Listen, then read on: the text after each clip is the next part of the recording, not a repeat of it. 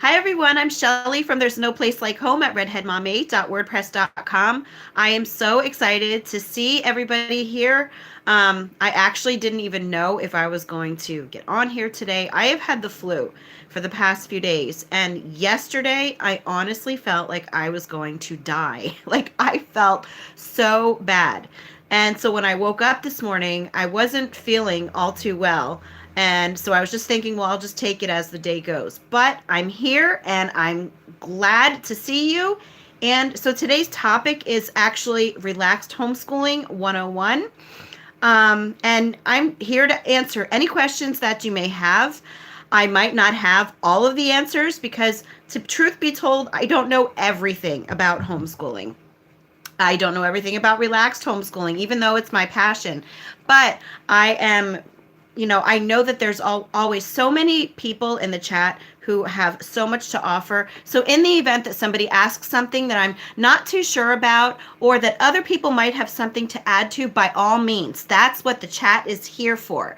I love that it's there because I love to see the way that you guys support one another, and I get a lot of ideas myself from reading what you have to say. So yes, by all means, this is not just about me.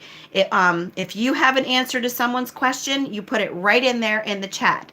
I actually posted this question a few days ago on YouTube, not on a video, but on one of the text posts. And I asked people to leave some questions that they would like to have answered. So I'm going to answer a few questions from that, and then I'm going to answer a few from the chat, and I'm going to go back and forth until I get all of the questions answered.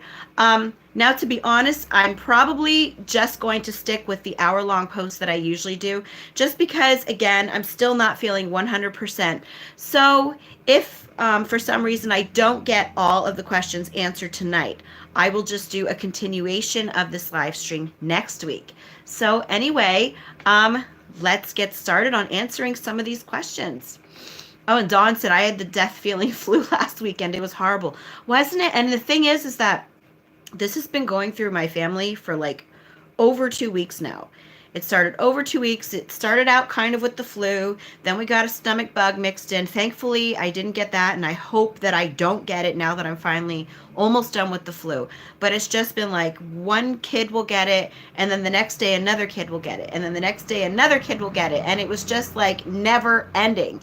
So I'm so thankful to, again, I literally laid on the couch for like 3 days and just slept off and on with a pounding headache.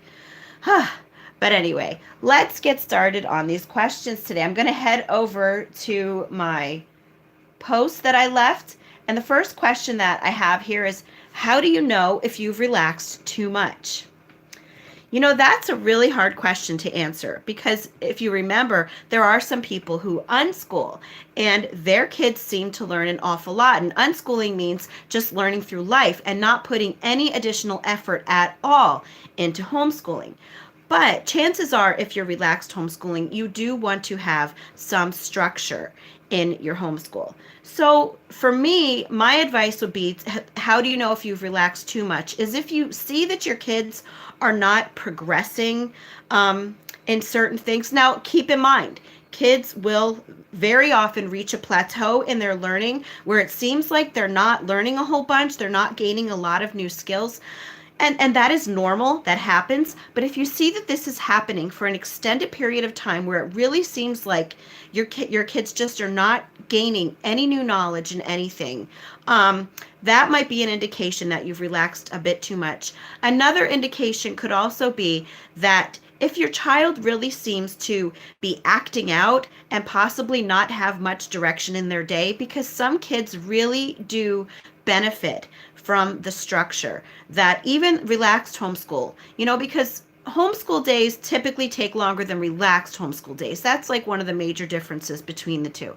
But even though relaxed homeschool days will really only take maybe a couple of hours at a time, a lot of kids do benefit from that structure. So if you see that your kids are not doing too well and it seems like they need to have more of a routine in their life, that could also be an indication that you have relaxed too much as well. Okay, so I am going to answer another question from there.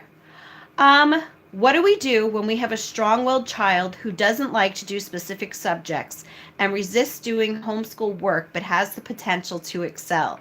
Oh yeah, isn't that fun? Well, there is never an easy answer to that. I can give you some advice when it comes to that, but there is like no foolproof magic pill, so to speak, that you can do that is going to make your child automatically start cooperating a little bit more. But one of the first things that I would really suggest, hi Lexi, I'm answering your question right now, I think. Oh, sorry, I didn't say hi to other people. So hi Tachi, B. Evans. I was missing things. I was getting so into this. So anyway, Lexi's the one who asked this the other day. So I'm answering this for her and for anyone else who needs it. But yeah, it can be hard when you have a child who really doesn't want to seem to cooperate, especially in certain subjects. And when that is happening, some of the things that you can look at are their learning styles. Are you incorporating, hi Karis the Dreamer, are you incorporating their learning styles into it? Are you incorporating things that might interest them into it? Are you trying to stick too closely to a schoolish routine? Because very often that is the culprit. If you are trying to do something that is too much like school. So that is the first thing that I would look at is, and another thing that you could do is even just sitting down and having a talk with her and saying, you know, what is it that I can do to make this better for you? Maybe kind of make it like a team effort where you can both decide together on how you want to tackle this one subject. Maybe she would rather go to the library to learn about certain things. Maybe she would like to watch videos to learn certain things. And I don't remember what subject you said this was for, but that is certainly some ways that you might be able to help her to want to be more cooperative if she knows that she has a say in doing it. You know how they always say that kids are more likely to want to eat something if they help you make it? Well, the same holds true for, oh, it's language, arts, and math. Okay. So the same holds true for homeschooling, is that if your child, even with language, arts, and math, if they know that they have also had a say in how these things are going to be presented to them, they are often more likely to put more effort into it themselves. Again, this is not like the magic answer to everything. All kids are different. And I think sometimes you really just have to think to yourself, are they just testing you? And if it's something that you think is more an obedience issue and not so much that it's because they don't like the way that you're presenting it, sometimes you do just have to put your foot down with your kids. And I've had to do this with my own kids where I've said, you know what, I really need you to cooperate in this, and I will do everything that I can to make it more interesting for you, and I'm trying to make this fun for you, but I need you to also meet me halfway. So sometimes you do have to just let them know how you're feeling about it. I hope that's helped you a little bit. And again, anyone else who has any advice, please leave it in the chat, because I love to hear what you all have to say as well. And I'm sure that Lexi or anyone else who wants to know would like to know as well. Let me just head on over to the chat really quick before I answer any questions from there. Juzanne Victoriously Saved Johnson, hi, happy to be a subscriber. My best friend recommended your channel. I'm so happy to have you here. Thank you, and tell your friend thank you. Let's see. Tachi said, great tips, even for kids that are not necessarily strong-willed. Yeah, a lot of the things that we say, like for strong-willed kids or for kids with ADHD, a lot of times they are generally good for any homeschooled child, but a lot of times those tips are especially good for those types of kids. Okay, what happens when you put your foot down and they still don't listen? That is when I take away their tech time. My kids know the first thing that goes is their tech time, because I don't like tech time all that much. I do it because I know that kids are going to have to, know how to navigate that world. And, we're in the 21st century, and my husband is also, he's a gamer, so he's all into that stuff too. Tech time usually works with my kids. And I see Dawn said that doesn't work. Yeah. Sorry, Dawn, you tried that. And Lexi said you tried that. Or no, Lexi, you didn't try that. Anyway, after tech time, what I usually do then is I might tell them, you can't watch TV, although you might count that as tech time. Our tech time is something different. because tech time is like phone time that is only allowed on the weekends. So usually TV will be the next thing to go. Then it will just be other things like you're going to have to stay in your room until we eat dinner. Or, you're not allowed to go outside for the weekend. You just have to basically look into different disciplines that will work with your child. All kids are different and all things matter differently to kids. So you just have to take a look at what things, are really important to them. And you have to just explain to them that, as the parent, you need them to do these things for you because you know what's best. A lot of times kids think they know what's best. But as their parents, it's our responsibility to make sure that we're doing the things that we agree to do once we start homeschooling them. So, yeah, that is a tricky thing. I would love to see if anyone else has anything to add, because I have to admit, with my kids, tech time, once I tell them that their tech time will be gone, that usually, boom, it helps. I don't even need to do anything else. So I'm blessed that way. Let me see. Just trying to read here. Okay, Dawn, I feel like I need an authoritative figure to speak to her. I know, and a lot of times I felt like that too, and I still do it. A lot of times, actually today, I just said to one of my sons, I was like, please don't tell me I'm going to have to call dad at work. So yes, I have said things like that.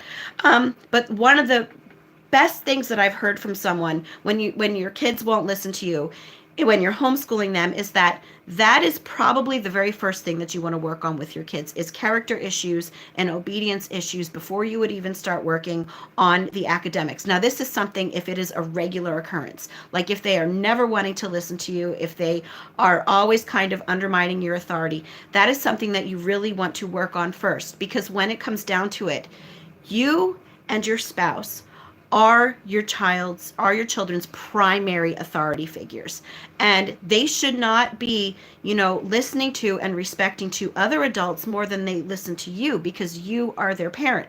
So that is something that you really, if it comes down to it, you would need to set aside the academics and kind of work on that relationship a little bit more.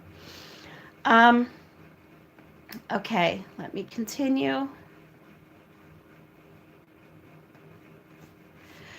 Kara Sue the Dreamer said, once my future kids are old enough, I'm hoping to include them and their input as much as possible when planning curriculum. Yes, that's a great idea. Let me see. Rosie Bluebee said, had a bad relaxed homeschool moment today. Librarian asked my kids our telephone number. They didn't know it. I can only imagine. Well, you know what? I have a funny moment like that too, but this was actually back when we were unschooling. Okay, this was a few years ago before we got back into relaxed homeschooling and we were still unschooling. My mom took one of my daughters out for breakfast, and my uncle's girlfriend went along to breakfast, and her sister is a school teacher. And so they were questioning my daughter at breakfast, and they were asking her about homeschooling. And keep in mind, we were unschooling.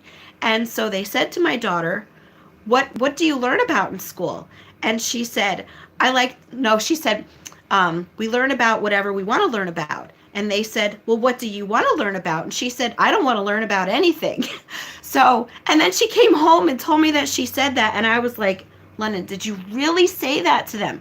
So yeah, I think that we all have moments like that when we're just like, oh my gosh. So yeah, get used to it. There will be more times like that to come. Anyway, let's see.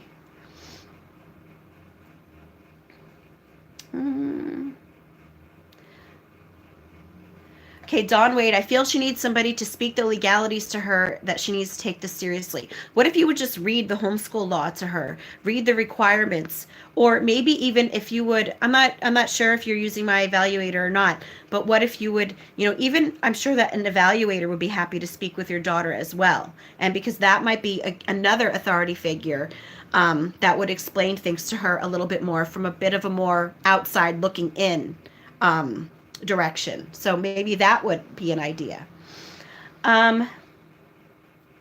Kathy Fox, I had a surprise bin with stickers, erasers, etc. I used to incentivize good behavior.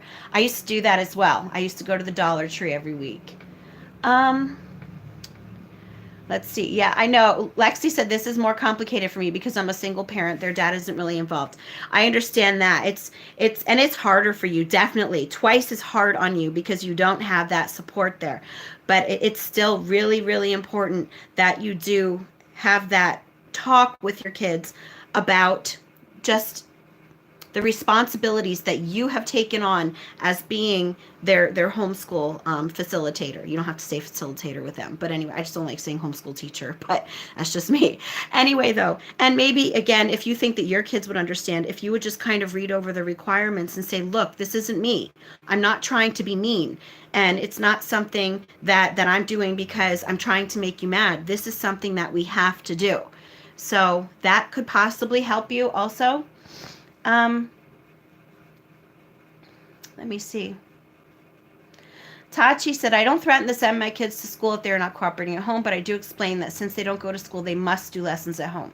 Yes, a lot of times I will say to my kids, what are you complaining about? If you were in school, you would be sitting at a desk for 7 hours a day. So that comes out every once in a while too. But usually, like I said, with us, it's like you mention tech time and boom, they're fine. So let me see. Okay, Lindsay, at what age do you suggest for a parent to put their foot down and push their child to do schoolwork? My 5-year-old daughter doesn't have much interest in doing anything related to school. Yeah, at that age, I would say I would not push it at that age. Kindergarten, even after compulsory schooling started, kindergarten itself is relatively new. They just started instituting kindergarten. I'm not sure when, but I know that it was just a couple decades ago. And child psychologist after child psychologist or behavioral therapist, any of the people who specialize in childhood behaviors have said that children who are 5, 6, 7, and so on, and younger, especially younger, they learn through play. They do not need structured learning. I really recommend that you read the book Better Late Than Early. I don't remember who it was by. It's like on the tip of my tongue. If anyone knows who wrote Better Late Than Early, I would love if you would leave that there. But anyway, yeah, I would say don't push it right now. Let her play. Kids learn best through play at this time. And, read to her, or get a couple puzzles with like letters in them, or get a little chalkboard and you can like ask her to write her name on the chalkboard. But if it comes down to it and she's just absolutely fighting and doesn't want to do school with you, it's fine. Kids learn best through life at that age and up through a few years from them. They really do learn best from life. And I have to say that they will pick things up on their own. Like my 5-year-old daughter, she knew like so many letters before I showed them to her. She knew so many words before I showed them to her because they are very, very curious. Their eyes are always open and they're always watching. So yeah, 5, I would not worry about it. The time that I start getting more like really serious with the kids, what they're learning, is probably closer to like 8 or 9.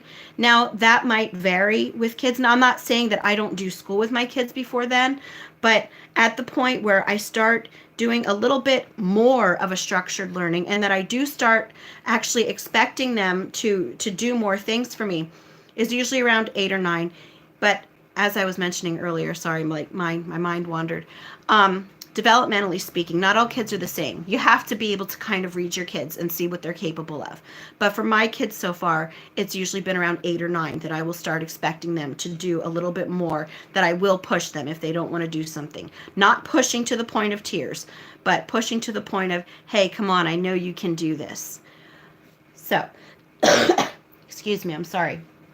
I'm going to head on. Oh, Raymond Moore. Thank you, Tachi. See, I knew it. I was like picturing it in my head, like the R. I knew it started with an R, and I was even picturing his picture in my head. I don't know if it was off the back of my book. It was like in black and white. I could not think of his name. Anyway, hi, Cecilia. Glad to see you here. Hi, Stacy. I'm glad you're enjoying it. I hope you're finding it helpful. I'm going to head on over to my other questions now. How to relax homeschool a special needs child with lots of delays and some currently undiagnosed learning disabilities. And equally important, how to homeschool his brother who doesn't have these struggles, how to give him the focus he needs because it's so easy to focus on my extra needs son. Okay. Well, first of all, I will start with your son who does not have the special needs. Because I'm not sure if it's possible for you, but if you could maybe start with your son that does not have special needs, so that you can make sure that you get his schoolwork finished. If you could set aside that time, I don't know the dynamics of your house. I don't know, if your other child would be able to be occupied while you're doing this. But that is something that I would try, is just to get your other child done first, so that you can make sure that he has gotten what he is needed for the day. As for the your child with special needs, I'm not sure what the special needs are that your child has, but I mentioned a few times, and even in my last video actually, that I have a child with ADHD and a few others that I suspect might have it. And I found that some of the best things for homeschooling a child with learning disabilities is to keep those lessons short, really incorporate the things that they enjoy into their learning, and really watch their learning styles. And again, I'm not really sure how severe the special needs are, so it's kind of hard for me to answer this question. I'm just looking at it kind of as like maybe as an ADHD or autism sort of thing. I'm not really sure. But anyway, short lessons, incorporating interests, and lots of breaks. And just think that it's really important to meet your child where they're at. That is, don't worry about what they would be doing if they were in school. Don't worry about the way that schools do things. Meet your child where they're at, and then just try to do things the way that they need you to do them best. And sometimes that might take a little bit of trial and error, but there is no perfect homeschool. But the fact is that your child is in such a good place when they are in a loving home, being taught by a parent who knows them and loves them more than anyone else. So if anyone else has special needs kids in the chat and wants to add to that, I would really be thankful for that, because that's a tough one for me, because other than ADHD, I haven't really had to deal with any issues like that. Let me see. What are your recommendations on more relaxed curriculums for 3rd and 9th grade besides the ones you have presented already? I know you don't like curriculums, textbooks, but as a person that is trying out this new way of homeschooling, I'm just going to quick read through it. Someone else suggested master books, and they seem more relaxed than the good and the beautiful. Now, master books I don't know too much about, but if you are wanting like actual curriculum, and you know that here I've mentioned CONUS and Beautiful Feet books are probably the ones that I have mentioned the most. ctcmath.com I love for math, because it's online, obviously, it's ctcmath.com. There are short videos for your child to watch. You can start them wherever they need to start. Like, you don't have to start them at a certain grade level, but that you can start your child where they need to start. There are short videos, and then there are only like 10 math problems for them to do, and that is it. If you opt for them to do more, you can always click on them for have more practice. So it's not like, you don't think that's enough, and they won't have any more. You definitely will have that option of getting more practice, but ctcmath.com is really good. Also, Life of Fred is good for math. If your child they really like stories that they like to be read to, Life of Fred is a literature-based math program, and it's written for kids who hate math. And I think that it would do well for parents who hate math. And again, with Life of Fred, it's not drill and kill. There's not too many problems that they have to answer in each thing. Now, I will say the only thing that I noticed myself with Life of Fred, and why we actually stopped using it, was because after a while, my kids, they didn't, as they got older, they didn't want to read the stories anymore. They kind of just wanted to get on their math and get done with it. And that was it. They lost interest in the stories. But I know that there are kids who enjoy doing them up through high school. And another thing that my kids didn't like was a lot of the Life of Fred problems are more word problems. And my kids did not enjoy that aspect of it either. But all in all, like every once in a while, my kids will tell me, hey, Mom, I miss Life of Fred. We've stuck with CTC Math just because it works so well, but Life of Fred is another good option. Other good relaxed homeschooling curriculums, I'm thinking of like Sunlight. From what I've heard, that's very good. It's very similar to Beautiful Feet books. Bookshark is another one that Bookshark is like the secular version of Sunlight. So Karasu the Dreamer, you might be interested in Bookshark. I don't know if you've heard of that one before. But those are the ones that I have known. If any of you, again, in the chat have any suggestions for relaxed homeschool curriculum, I would appreciate that. All right, so I'm going to go back into the chat now. I'm like switching back and forth for these questions here. Let's see. All right.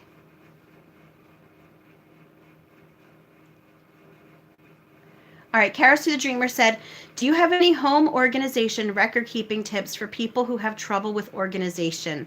I have ADHD and struggle to stay organized. I'm worried about record keeping. Okay, the first thing that you want to do, because I'm not sure what state you live in, is you want to actually research like what you do need to keep for your homeschool records there.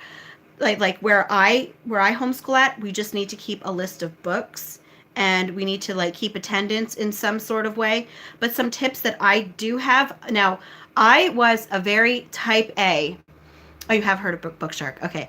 I was a very type A person. I still am in some aspects. But when it comes to like record keeping and those sorts of things, I have really, really relaxed a bit in that too, just because of how I homeschool.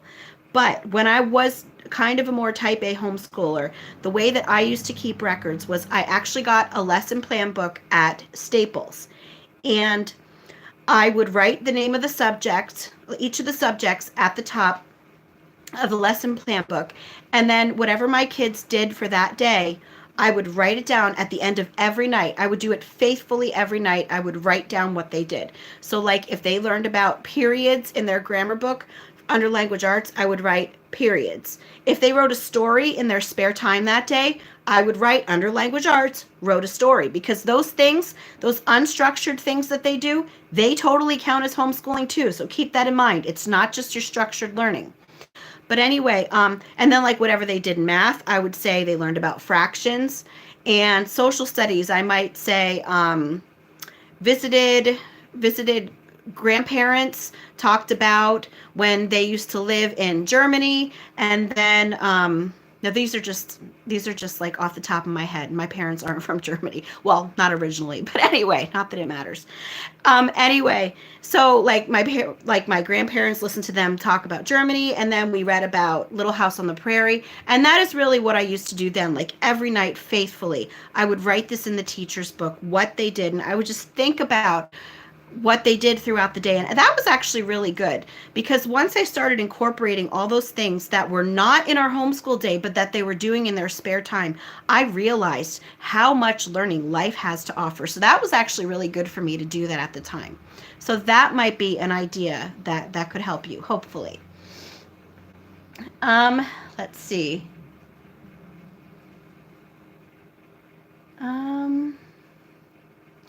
All right. Do you do any fun activities for Valentine's Day? Honestly, actually last year I think we did a unit study for Valentine's Day. I think this year it's going to be kind of more low key, and we're gonna bake a Valentine's Day cake together. We might get a book from the library. I think that's a Gail Gibbons book about Valentine's Day, so we might read that together. But other than that, I don't really think that we're going to do anything about Valentine's Day. Okay. Sorry, I'm just trying to read through the rest of your questions. I just saw something about that Tachi wrote, and it just jumped up on me. Okay.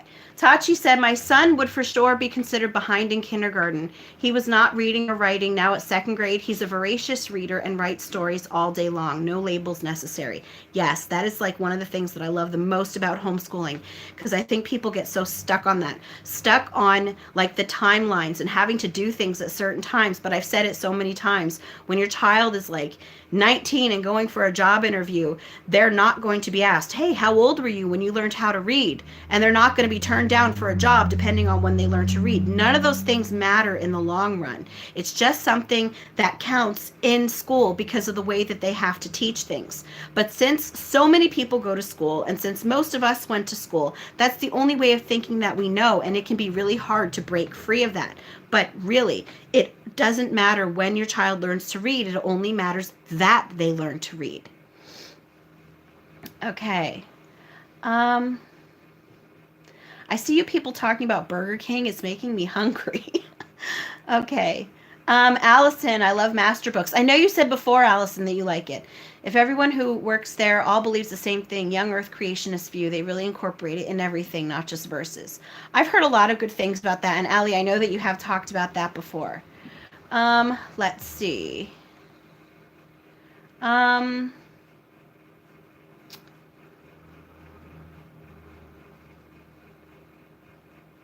Sorry, I'm just trying to keep going.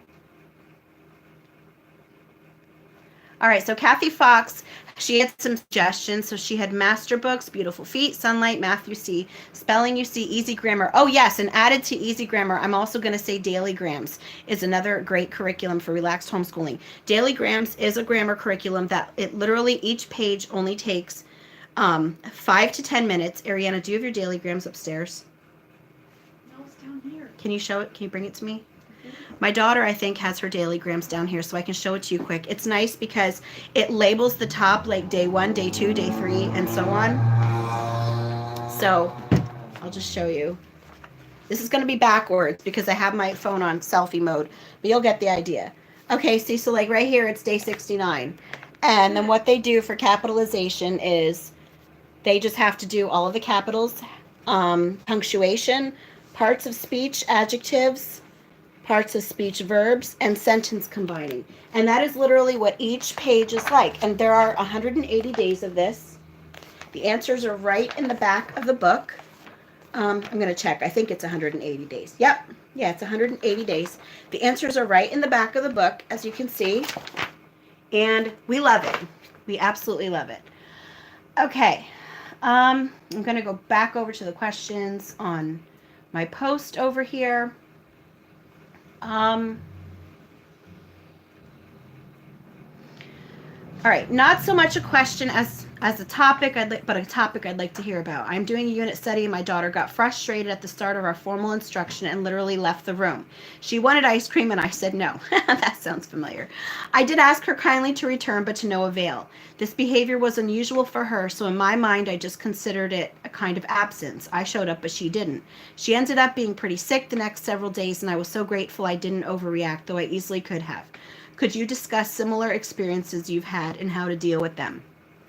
Yeah, I think that you absolutely did the right thing, because chances are the whole reason that she was acting like that was because she was already starting to feel not so good. And so that's one thing. You just really have to watch for behavioral changes in your kids. If it's something that really they don't do very often and it's kind of out of character for them, like it seems like it was for your daughter, then yeah, you did the right thing. And those might be the days that you might decide to just, have a movie day or bake a cake together or go to the park. If it's something that happens all the time, then that might be a behavioral issue that you would want to address a different way, which is what I talked about earlier. So yeah, I definitely think that you did the right thing. Okay, so Dawn Wade said, what are your recommendations for a parent who may be overwhelmed with lots on their plate and feel like giving up? Only child who doesn't enjoy doing anything school related. How is it possible to be successful at homeschooling and not be forced into public school system because education is the law up through grade 12? Okay, Dawn, I know I've talked to you before, so I just want to ask you, like, is it your daughter? I'm not sure. But your child, do they enjoy doing anything like in their spare time? Like any interests that they might have?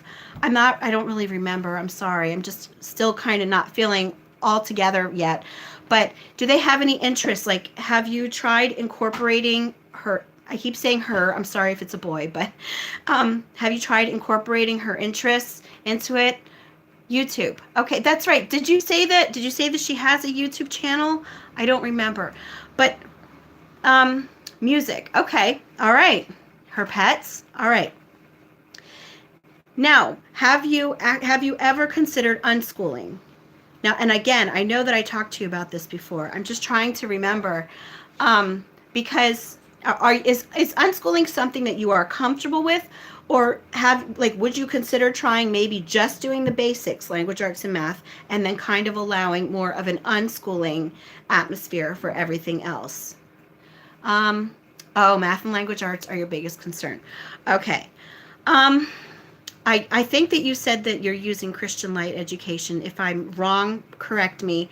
But could it first of all, I think I asked you about cutting the lessons in half. Have you tried that? Like cutting the lessons in half and not having it be like such long lessons? You did try that. Is that yes that you're doing Christian Light, or yes you tried to cut it in half? Sorry, I'm just waiting for you to answer. There's a bit of a delay here too. Okay. Well, while you answer, I'll just say that if you have already decided that, like if you already tried cutting it in half and it's still not working out, okay, you haven't been doing it. She doesn't enjoy it. Okay. Have you thought about another curriculum? Like, I know that you've already invested that money into Christian Light. But have you thought about looking into another curriculum? Like, for example, the one that I just showed you, Dailygrams, this is like really inexpensive. It's also very short. It might be something that is more up her alley. I think it goes through elementary all the way up to high school. This one here that I have is for junior high and senior high. Okay, Khan Academy. Yeah, Khan Academy is another good resource. But I highly recommend Dailygrams. And I've heard of Math Mammoth. I have heard of that. And CTC Math. I know I keep saying CTC Math, and I'm not an affiliate of theirs or anything. I just keep telling you because it is something that has really, really worked for us. So it might just come down to you have to try different things with her. And I know that it's hard, when you put the money into that curriculum. But when it comes down to it, sometimes you have to do that. Could you possibly sell the Christian Light education or the Christian Light and then maybe use that money to buy other curriculum? Or, okay, I'm looking for something that isn't spiral, something that is mastery based. Okay. I think Saxon is mastery based. I know Abeka is spiral based because that's what I use with my younger kids. I think Saxon is mastery based. Yeah, you should sell them on eBay. But Saxon is another one of those things that I don't know if your daughter is having a tough time not liking the math that you're doing now. Saxon is very involved. I know a lot of people love Saxons and swear by Saxon, but for me, I found that it was just very drill and kill. But does anybody here have any? Now, you might have already given her options for mastery-based math, but if you have any suggestions, I would love that. See, Dahlia's Roses, Saxon worked beautifully for my child that struggled in math. Maybe my problem is that the first time that I tried Saxon was when we first started homeschooling, and it was Algebra 2 because my son was already in high school when we started homeschooling. Maybe that's why, because we jumped right into Saxon Algebra 2, and I was just like, ah! And it's not like I like algebra. I really do, but for some reason I didn't like Saxon. Maybe if we would have started it earlier, like in elementary school, I would have. Let me see. My husband's over there looking at me. Okay. Sean, do you want to come on with me? No, he doesn't feel good. Now he has the sickness. It's his turn. Oh, you did? Yeah. Okay. I'm trying to get a hold of somebody. Okay. You're going to have to tell them to work at 4. Okay, great. How do you ease the transition from free play, life learning to more structured learning and workbooks when needed? How do you deal with extracurricular activities? I want my kids to learn, experience everything, but I love our time at home and don't want to break the bank either. I totally get that. All right, so when you ease the transition from free play and life learning to more structured learning, it really, really depends on the child. I can give you some guidelines on how we do it in our family. And again, not everything works the same for everyone, but what we do here is usually we will do a lot of play and life learning up until about, I would say, about 6. Now, I have a 5-year-old who is very precocious, and when she was 3 already, she was asking me for school. And I didn't like give her a structured school day. I just kind of had stuff set aside that if she would ask me for it as we were doing school with the other kids, I would pull it out and give it to her. But as such, yeah, I do have her doing school with her 7-year-old sister now. They're my littles group. So if your child is showing interest in wanting to, quote, do school, then yes, certainly start introducing those things with them. But at the same time, don't go overboard. Because really, those really young years, like 5, 6, 7 years old, those really are the times that they will learn best through play. They will learn best through life. And this is the time for you to focus on that foundation learning, reading, writing, and arithmetic. Once they hit around 8 or 9, now sometimes depending on the child, like my 10-year-old son, he stayed in the littles group until he was 8, doing only the foundational learning and the play learning, because that was how he was developing. Now, my daughter, who's 9 now, I actually moved her in with the older kids when she was 8. So I would say around 8 or 9 is when I start introducing a little bit more structured work. So moving from like the 3 R's foundational learning, where they might do a unit study with me, or I might have them start doing notebooking with me. And so that's usually when I make that transition. In our home, it's usually around 8 or 9 that they go from just doing like reading and phonics and math, and of course me reading to them, and then moving into a bit more structured learning. All right, let me go back into the chat here.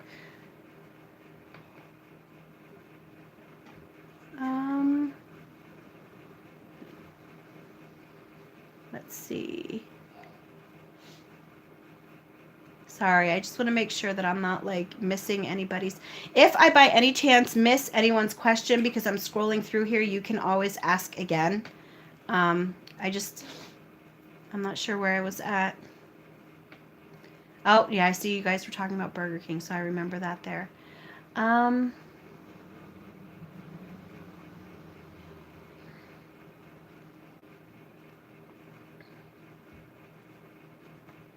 Okay. Do you have any suggestions on year-end review type of requirements for states that have much harsher restrictions? Yeah, that can be tough. Now, do you live in a state that you have like an evaluator, or do you have a state where you have to do standardized testing? I'm not sure what sorts of not restrictions, well, they are restrictions. What sort of requirements that you have? With me, I'm kind of like by the book. I will follow the homeschool law, but I will not do any more than it requires. Like, I know that some people will go above and beyond, but I think that's actually detrimental and can pull the homeschool laws themselves back, because then school districts will start expecting more. But yeah, so I would definitely follow like the law exactly as it says. But I'm not really sure what your year-end review requires. So if you could just tell me a little bit more about what is required of you, I might be able to help you a little bit better. Let me see. All right. Let me see. Dawn, I see that you're still okay. I've tried to cater to her. She doesn't have any interest in school. Have you like talked to her and asked her what exactly it is that she's not enjoying? Like specifically, does she have any specifics about what she doesn't like? Introverted mom of many. What do you do from formally with a 7-year-old? How long does it take? Okay, I have a 7-year-old now, and all that I really do with her every day is I will do Bible with her. And then and for Bible, I just mean like reading a Bible story. She does devotions with her older siblings. And then when it's her time and the 5-year-old's time for school together, I will read a Bible story to them. Then I do a read aloud with them, like it's just usually like a picture book from the library. They will do either phonics or reading. They don't do both on the same day. They will switch back and forth. One day My 7-year-old does Adventures in Phonics through Christian Liberty Press, and actually no, so does my 5-year-old. So they both do Adventures in Phonics one day, and then the next day, my 7-year-old will do Teach Your Child to Read in 100 Easy Lessons. My 5-year-old will do Explode the Code. There was a point where I stopped doing Explode the Code with my 5-year-old because she wanted to do Teach Your Child to Read in 100 Easy Lessons, but she's still too much of like a squirmy wormy to sit for that, so I put her back on Explode the Code for now. But anyway, that's what they do. They reading one day, phonics the next. They just alternate that, and then they do math each day. Sometimes I will do a Beautiful Feet Books lesson with them, which is a lot of times incorporated in with the read aloud, and then we might watch like a 5-minute video and then talk about the video, and they might do some copy work into their notebook. But all in all, how long does it take? My 7-year-old is usually done with school anywhere from like 45 minutes to an hour. That is all the time that it takes with her. Okay. Okay, Lexi, can you give some examples of things to use for copy work? All right. Well, I've said so many times we use Shel Silverstein, A Light in the Attic, but any poetry book would be great for copy work. Any book with good quality literature, especially that your child likes. Like if you're reading Little House on the Prairie together and your child really likes it, and you find a paragraph that you think like really stands out, you can have them copy things depending on their age. You don't want to give your 6-year-old a paragraph. I just need to point that out. I'm saying give a paragraph to like an older child or a passage to an older child. Yeah, it all depends on their age. But anyway, so it could be something from a book. It could be something from Shakespeare. I know people have used Shakespeare already. Bible verses like Proverbs, and I know that I'm like far back here. Somebody probably already answered all of this. What else? There's also a website called, excuse me, I need to get a drink.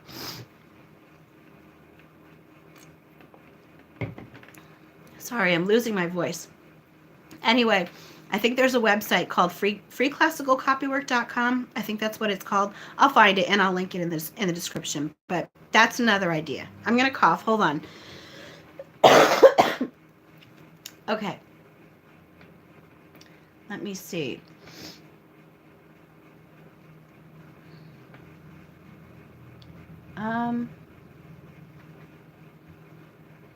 Okay, Dawn, unschooling is okay. I guess I could start journaling what she learns daily. I just get worried about math and language arts, showing portfolio with beginning, middle, and progress. But remember what I said though, Dawn. The evaluator, she's awesome. She was an unschooler and she totally understands what that is like. And I know that it's hard going from like a more structured learning to an unschooling atmosphere. But she totally understands that, and she believes in unschooling. She believes in life learning. So I know that it's nerve-wracking. But like does your daughter, does she even like write emails to people? Does she write letters to people? Does she ever like write song lyrics? Or have you ever asked, because you said that you were going to start journaling what she learns daily. Have you ever asked her if she wanted to keep a journal? Like she could write anything at all that she wants in it. You have no expectations of what goes in this journal. You could just tell her to write in this journal every day. It doesn't matter what she writes in it, just that she writes in it. You know, and she does write song lyrics. That's something that could actually go in a journal. She could put anything in it. She could put recipes that she likes. She could write stories if she likes to do that. She could do copy work in it if she wants to. She could even draw something and put a little caption for it. There are so many things that she could do in a journal.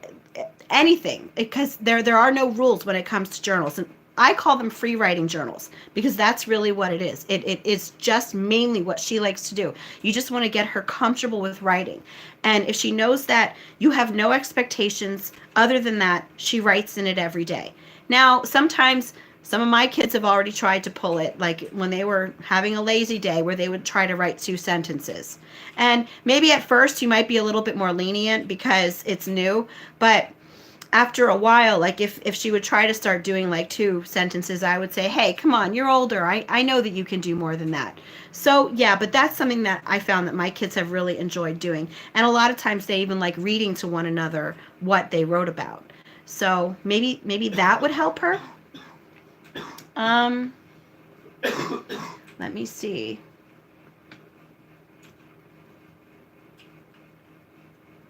Hi, Julie. I see that you're here, and I'm glad that you're enjoying this. Yes, you are doing enough, especially with your 7-year-old. Remember that in Finland they don't even start school till 7, and they have like one of the best school systems. And you know I don't even like school, and here I am touting Finland's school system, but there you go. Let me see. What are your thoughts on teaching a second language? My 6-year-old has requested to learn the language my mother speaks, so I got a CD set to learn with her. Absolutely. If she has the interest in learning it, that is the best time to teach her when she's 6.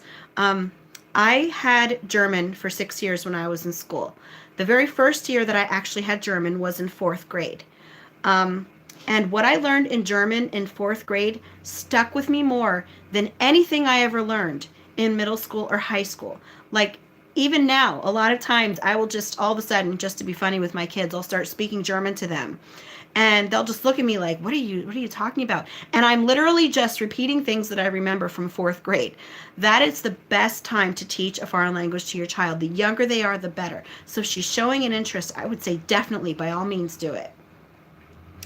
Let me see.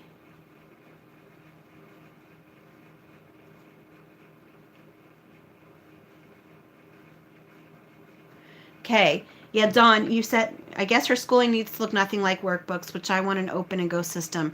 Yeah, it's hard. It really is. Oh, thank you, Julie. Julie left the classical copywork one. Thank you. Yeah, that's hard because I know that you said before that you want an open and go curriculum, but sometimes you have to kind of find something that's going to meet in the middle. And it can be tricky. It takes trial and error, but it really does sound like that open and go style isn't working so much with your daughter. But what I really want to say is that journaling really, it's no preparation on you. None.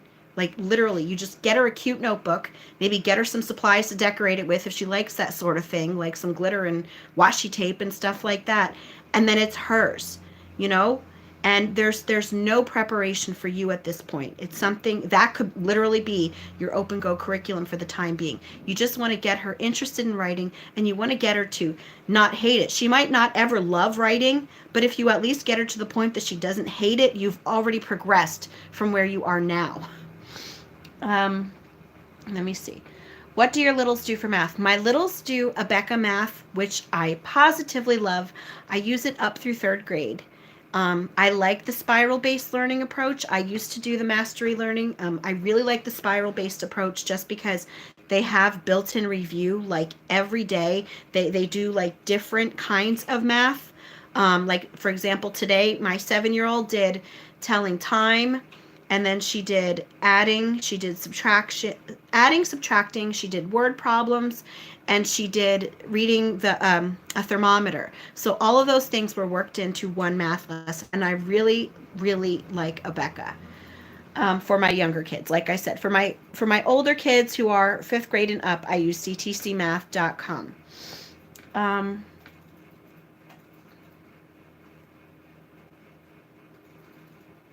All right.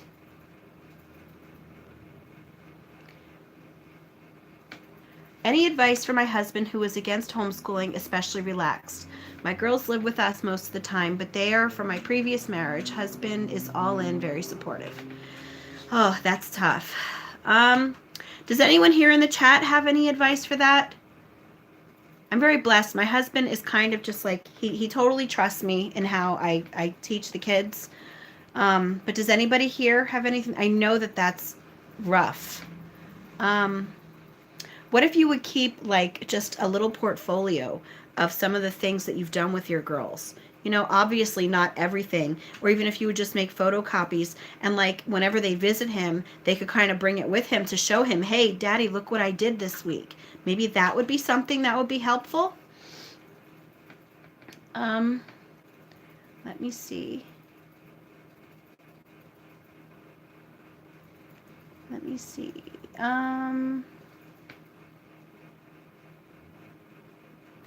Okay, Aaron said, I bought one of Julie Bogaerts' Arrow guides and it's based on copywork. I really like them. We are reading Johnny Tremaine. I love that. Anyway, so that's the Arrow guide I bought. I'm going to have to look at that. You know, I have never, ever used any of Julie Bogaerts' things, and people tell me all the time that I would love her approach. I've never used it, but that is really intriguing, having a book based on copywork. So I might look into that.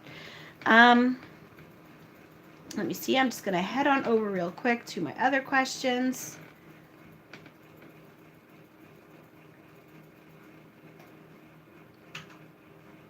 All right. Thanks so much for your last video about public school being the last resort. Your videos inspire me to keep going. However, I've only been homeschooling 5 months and I doubt myself a lot, thinking that there are many activities like science, music, band, sports, etc. that my kids could take advantage of in a public school setting, and I definitely couldn't afford it all. Maybe it's not related to your topic, but please cover it when you have a chance.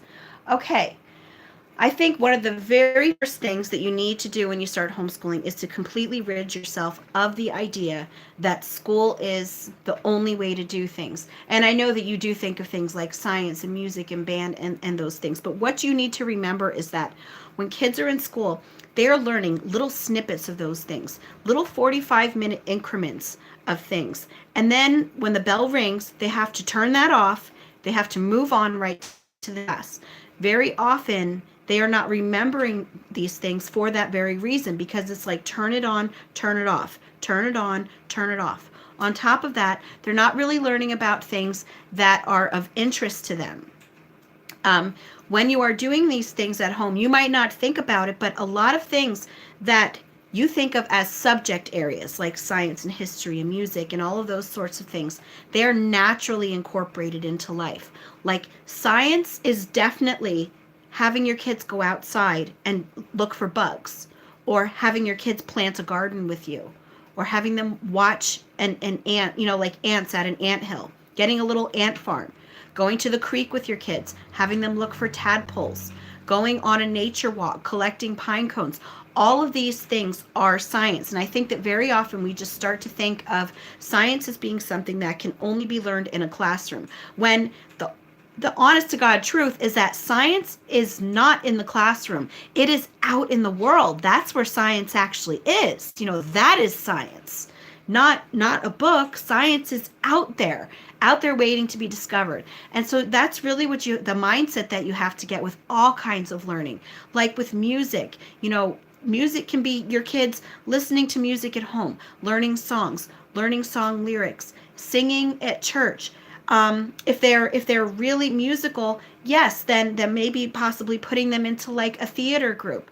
But, and I know that some of these things are expensive, but a lot of homeschool groups, if you look, will offer things like this. I know that there are some homeschool co-ops that are not really structured, but will offer a lot of those elective type things for your kids to do, like art and music and physical education. I honestly have never felt a need for my kids to do any of those things, because all of the reading that I've done and just the time that we spent unschooling, it really allowed me to see how naturally all of those things happen. But there are, don't ever think that they need school in order for those things to happen, because they will happen for you, and they will happen more naturally in a natural atmosphere. Okay. How do you deal with a child, teenager that doesn't like any type of reading or writing to the point where they cry or get aggressive when it's mentioned? I would really look into underlying reasons about why they feel so badly about that. Like, could they possibly be dyslexic? Do they have any sorts of special needs or learning differences? Have you ever actually sat down and talked to them about why they feel this way? That's really a tough one. Now, again, I would talk about the same thing that I was talking about earlier with Dawn, is about using a journaling book. Don't have any expectations, just that they write in it each day. You could possibly get them to write a little bit that way.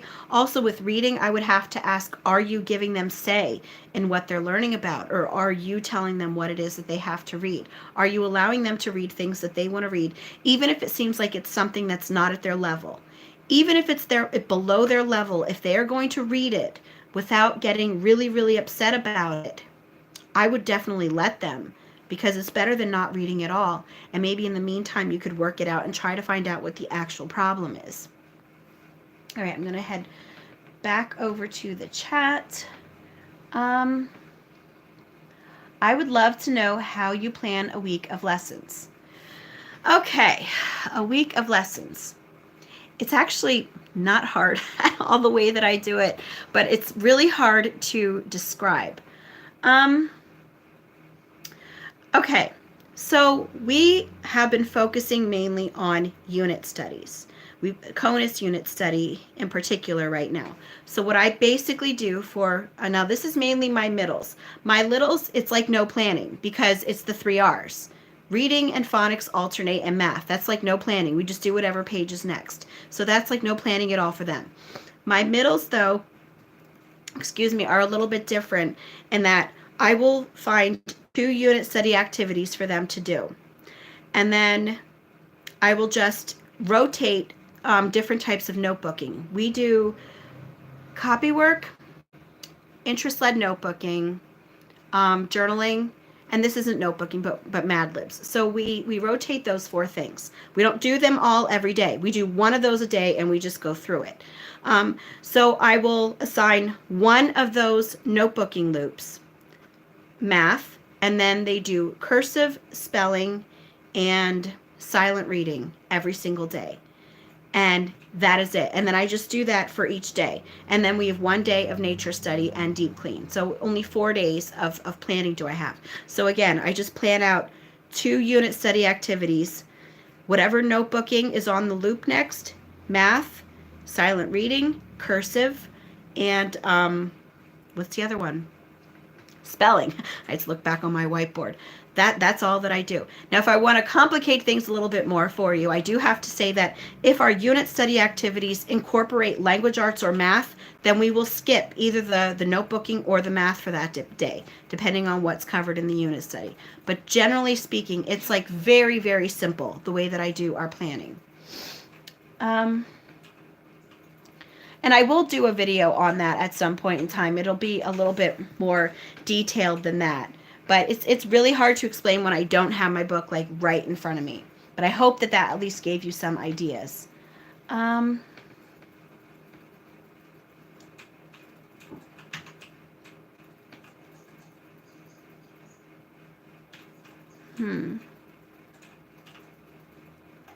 Yeah, reading eggs is good. I just saw somebody mention reading eggs.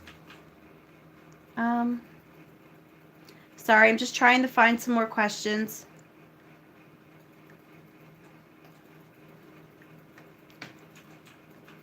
Yes, Dawn, you definitely need to join some kind of an unschooling or relaxed homeschooling group.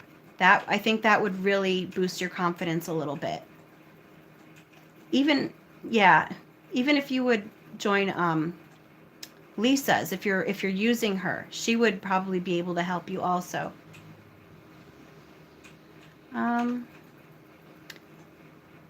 Sorry.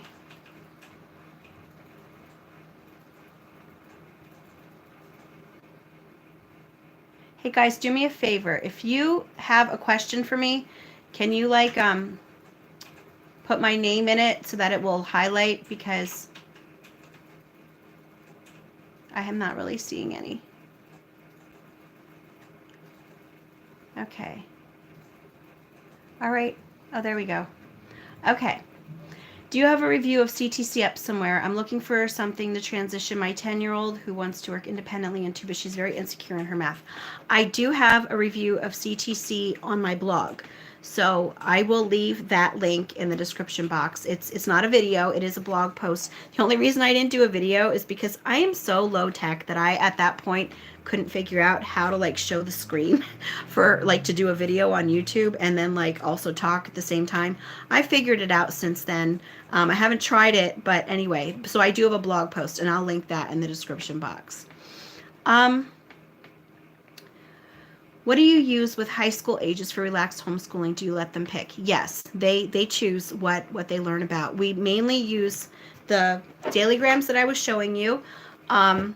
one of my high school age daughters does CTC math. My other high school age daughter, she doesn't really like the computer and like watching videos and stuff, so she does no nonsense algebra. Other than that, they just mainly, they go to the library and they research their own topics that they want to. They do a lot of notebooking.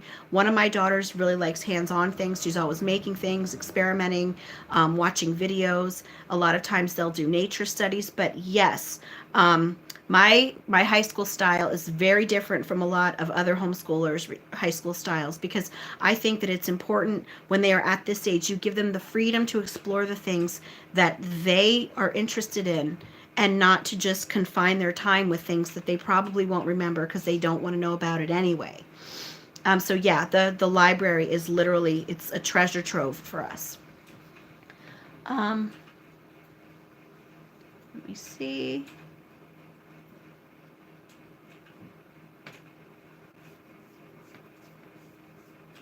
Oh, I have tried researching this. No clear answer. What is an average age for correct spelling to become the norm? That really is like, that's up in the air, because, you know, there are some kids who are just natural spellers and they can start spelling things correctly right off the bat. Like they can see things correctly. But then there are other kids who are in middle school and are having like a difficult time spelling things right. So that's just one of those things, honestly, that kids have to learn to develop that in their own pace. One thing that I have done, because some of my kids are like I was, which was kind of like natural spellers. Other of my kids were more that they needed more help with spelling. So what I actually did with my natural speller review that I did I think I did it last week, I was explaining how all we do is they get a list of 10 words. They write each word 3 times each, 4 days out of the week. That has helped my bad spellers immensely. It is amazing how much they have learned just from doing that. And also I found that the more your kids read and see words spelled correctly, the more they will spell better. Now that's not always easy because a lot of kids don't like to read, but that's just some advice that I have. But it's hard to give like an age because kids are so different. Let me see. At what age should you, or did you, if applicable, worry about a child's handwriting? That's just one of the, I have to say, like, my 10-year-old son, my 7-year-old daughter, she has better handwriting than my 10-year-old son. But I have realized that he's had some fine motor issues, but I see him progressing as time goes on. So I don't think that I'm worried so much about ages. I think you just want to see an improvement over time. It's so hard to assign like ages in things when it comes to homeschooling and when it comes to learning, because kids are so different. But I would just really look for progress. If you see that something is visibly getting better, that's what you want to look for. But yeah, I don't really look for like certain ages to do certain things. Let me see. How do we document high school credits in Pennsylvania for homeschool? Not there yet, but I'm curious as my daughter is approaching middle school age. You know, that honestly, the law itself does not tell you how to document high school credits. So that really depends on your evaluator. It depends on their style. I have a very relaxed evaluator, and she's so wonderful. So she really is. With her, it's completely up to the parents how they document these things. And I know that's like a really vague answer for you. So the best thing that I can do for you, because my evaluator is so easygoing when it comes to that, the best thing that I'm going to do for you is I have a link to a post on school rules. And she gives you advice on doing credits and transcripts and everything. Because so far I have never had to do a transcript, because even for community college, they don't need a transcript if they take a placement test. So I have not had to do a transcript yet. But if I do, I would use the link that I'm going to in the description box. But yeah, the law itself does not tell you how to do it. It is really up to how your evaluator wants you to do it. Can Okay, Shannon said, hello, I just jumped on. I've been binge watching your videos for inspiration to change up our homeschool methods. Oh, you are so welcome. I'm so glad to see you here. Let me see. Okay, Raylan, you want me to explain notebooking and lapbooking? Notebooking is really like, how can I put it? Notebooking is like a combination of journaling. Yeah, kind of like a combination of journaling and scrapbooking. It is so hard to explain like just in a couple minutes. So I actually have a notebooking playlist. I will link that in the description box because that is something, there are so many different types of notebooking. It is like really, really hard to describe it like just in a few sentences. Also lapbooking, I have a post on that I will also link down there. Lapbooking is basically, it's usually for younger kids. You take a file folder and you fold it into thirds. And when your kids are doing their work, you might have them do like little mini books, or they might make little crossword puzzles for like a topic you're learning about, say Abraham Lincoln. They might write like a little summary of his life, like a little bio. They might do little index cards. You can make a pocket on the folder and do little index cards with like trivia questions about him. You glue all of these things into the lap book, you fold it up, and then that becomes like your own little place to show everything that they've learned. But again, I will link to a better description of that down below in the description box when I'm finished here. All right.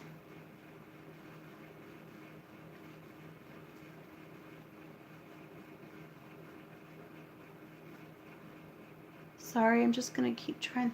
I don't want to end the video because I want to make sure I answer everyone's questions, but it's getting late, so I'm trying to like skim through and see what's left. I know there were a few questions left on over there on my post, but maybe I'll get back to that next week. Yes, Rosie, just breathe. Remember that, just breathe. Good night, it's a merry life. I'm glad to see that you were here. I hope you have a good night. Okay. Do you print out your notebooking pages in advance and keep them on hand? Yes, I use notebookingpages.com. That is like my favorite place for notebooking pages. I also use notebookingfairy.com. I'll leave both of those links down below too. It helps to have like a big folder of different types of notebooking pages because kids like to pick out what pages they're going to use. I never like give my kids pages and tell them you have to use this. They get to pick out their notebooking pages. So it helps to have like a big variety on hand before you're going to do it. Yes, I do consultations. I will leave my consultation page in the description box too. I have that right on my blog. I have like a little page for that. I'll leave that down. I hope I remember all of this. And how do I know if something is going very wrong and you need additional resources? I think it really depends on what your circumstances are and what you think of as going very wrong. But I think it's really important to remember that we homeschooling parents are like really, really self-conscious all the time. We're always comparing ourselves to the school, comparing ourselves to the neighbors' kids, comparing ourselves to other homeschoolers we know, comparing ourselves to those people on Pinterest. And very, very often, when you think that something is going really wrong, it's not. It is just that you kind of need that confidence booster. So that is something that I really want to encourage you in, is that you have been your child's first teacher, and you are likely your child's best teacher because you know them and love them more than anyone else. Anyway, thank you, Dawn, so much. Anyway, I am going to end this today, and I actually have a few questions left over on the page. I think that instead of doing another live stream, I might just do a video answering the rest of those questions from there, because I don't think there's enough left to do like a live stream. But anyway, I just want to thank all of you for coming, and I hope